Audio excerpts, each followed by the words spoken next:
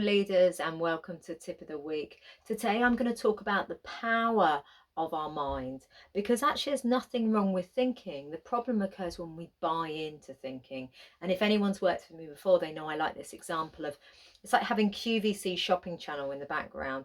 It's not a problem in itself, but it becomes a problem when you pick up the telephone and you buy everything that they're trying to sell. And that's a bit like our thoughts. There's nothing wrong with our mind being busy. In fact, we have 5,000 thoughts a day, and most of them are benign plans or daydreams or what we're going to have for dinner. But the problem occurs is when we have a loaded negative thought that our mind clings onto. And so I want to highlight a really cool little strategy that really emphasizes the power of being able to create some from space, what's called diffusion, cognitive diffusion from our thoughts. So the way we can do this is we might have a thought like, I can't cope, or I've got too much in the diary today, or there's too much on. And that might be a thought of, I can't cope. Let's use the thought, I can't cope.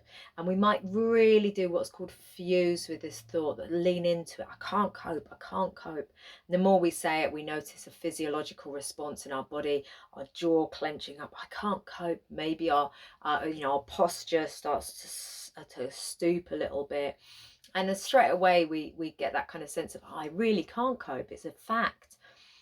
So what we do is, when we have a thought like this we start to cling on to, we can create a little bit of space from it by adding the sentence, I'm noticing the thought that I can't cope. So just like listen to how that sounds. I'm noticing the thought I can't cope. I'm not noticing the thought that I can't cope. They're still the same words. Ultimately, I can't cope. But we're adding this statement at the beginning, I'm noticing the thought that.